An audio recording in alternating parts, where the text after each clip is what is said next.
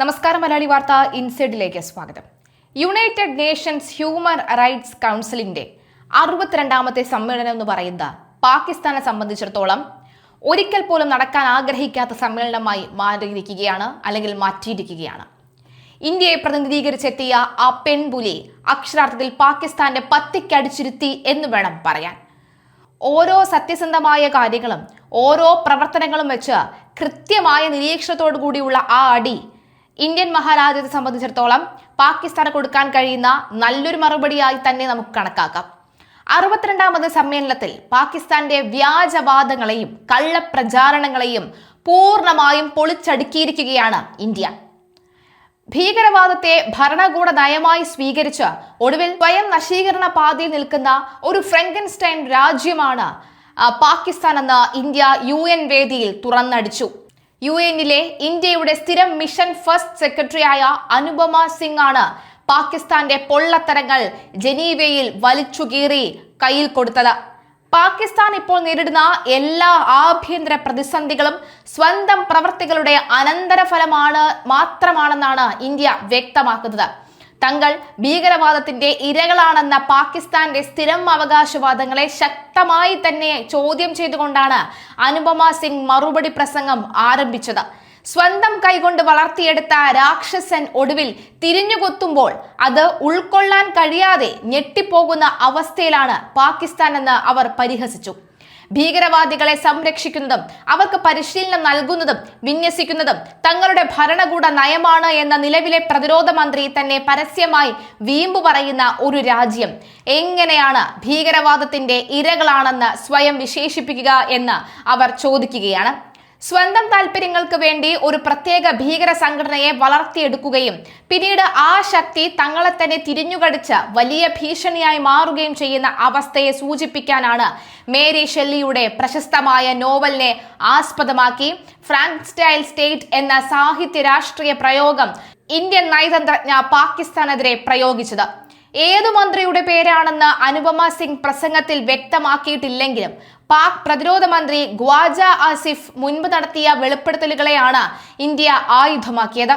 3 പതിറ്റാണ്ടിലേറെയായി പാകിസ്ഥാൻ ഭീകര സംഘടനകളെ പിന്തുണയ്ക്കുകയും പരിശീലിപ്പിക്കുകയും ധനസഹായം നൽകുകയും ചെയ്തിട്ടുണ്ടെന്ന ഒരു അഭിമുഖത്തിൽ തന്നെ ഖ്വാജ ആസിഫ് തുറന്നു സമ്മതിച്ചിരിക്കുന്നു.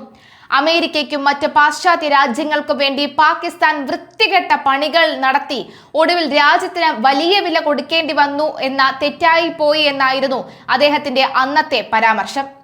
ആഭ്യന്തര പരാജയങ്ങളിൽ വലയുന്ന പാകിസ്ഥാൻ പാക് അധിനിവേശ കശ്മീരിലെ റാവലോകോട്ട് മേഖലയിൽ സ്വന്തം ജനങ്ങൾക്ക് നേരെ നടത്തുന്ന ക്രൂരതകളും ഇന്ത്യ അന്താരാഷ്ട്ര വേദിയിൽ തുറന്നുകാട്ടി.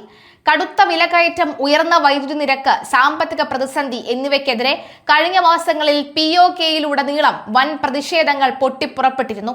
ജനങ്ങൾ സബ്സിഡി നിരക്കിൽ ഗോതമ്പും അരിയും ആവശ്യപ്പെട്ടപ്പോൾ പ്രതിഷേധക്കാരെ പാകിസ്ഥാൻ സൈന്യം വെടിയുണ്ടകൾ കൊണ്ട് അടിച്ചമർത്തുകയാണ് ചെയ്തത്. ഈ സൈനിക നടപടിയിൽ 16 പേർ കൊല്ലപ്പെടുകയും 40-ലധികം പേർക്ക് പരിക്കേൽക്കുകയും ചെയ്തിരുന്നു. ഭക്ഷണത്തിനായുള്ള സ്വന്തം ജനങ്ങളുടെ ആവശ്യങ്ങളെ വെടിയുണ്ടകളും ക്രൂരതയും കൊണ്ടാണ് പാകിസ്ഥാൻ നേരിട്ടതെന്ന് അനുപമ സിംഗ് ആഞ്ഞടിച്ചു. കശ്മീർ വിഷയത്തിൽ പാകിസ്ഥാൻ അന്താരാഷ്ട്ര വേദികൾ നടത്തുന്ന വ്യാജ പരാജയങ്ങൾ സ്വന്തം ഭരണപരാജയങ്ങളിൽ നിന്നും ജനശ്രദ്ധ തിരിക്കാൻ വേണ്ടി മാത്രമുള്ളതാണെന്ന് ഇന്ത്യ അടിവരയിട്ടു പറഞ്ഞു. ഇന്ത്യൻ ഭൂപ്രദേശങ്ങൾക്ക് മേൽ അവകാശവാദം ഉന്നയിക്കാൻ സമയം കളയുന്നതിന് പകരം സ്വന്തം രാജ്യത്തെ തകർന്ന അവസ്ഥ നേരെയാക്കാൻ പാകിസ്ഥാൻ ശ്രദ്ധിക്കണമെന്ന് അനുപമ സിംഗ് ആവശ്യപ്പെട്ടു. ജമ്മു കാശ്മീർ ഇന്ത്യയുടെ അവിഭാജ്യ ഘടകമായി തുടരുമെന്നും കശ്മീർ വിഷയത്തിൽ ഇനി പരിഹരിക്കപ്പെടാനുള്ള ഒരേ ഒരു കാര്യം പാകിസ്ഥാൻ നിയമവിരുദ്ധമായി കൈവശം വച്ചിരിക്കുന്ന ഇന്ത്യൻ ഭൂപ്രദേശങ്ങൾ തിരികെ നൽകുക എന്നത് മാത്രമാണെന്നും ശക്തമായ ഭാഷയിൽ ഇന്ത്യ വ്യക്തമാക്കി കഴിഞ്ഞു. എന്തായാലും അനുപമ സിംഗിന്റെ വാക്കുകൾ ഒന്ന് കേൾക്കാം. India is compelled to exercise its right of reply in response to references made to it by Pakistan and the OIC. We categorically reject the baseless and malicious allegations made by Pakistan. We also categorically reject the references to JNK made by the OIC. Pakistan's propaganda is designed to mask its domestic failures and support for terrorism. Its misuse of the OIC coordinator's role only reinforces this deception. We have no desire to dignify such propaganda. However, we would like to make a few points. For the record, Jammu and Kashmir was, is and will always remain an integral and inalienable part of India. The only unresolved issue is Pakistan's illegal occupation of Indian territories and their return. Mr. Vice President, Pakistan's propaganda cannot obscure the reality of repression in Pakistan-occupied Jammu and Kashmir. The ongoing tragedy in Rawalakot, the killing of hundreds of civilians, and the brutal crackdown across Pakistan-occupied Jammu and Kashmir are the predictable outcome of a system built on forcible occupation and sustained through repression. Decades of military land grabs, demographic engineering, and the denial of basic freedoms have brought matters to a point where even demand for bread, electricity, rights, and dignity are met with bullets and brutality. This should surprise no one. An illegal and illegitimate occupation can be sustained only through force. Mr. Vice President, this is the country where the sitting defense minister boasts of hosting, training, and deploying terrorists as state policy, and yet Pakistan calls itself a victim of terrorism.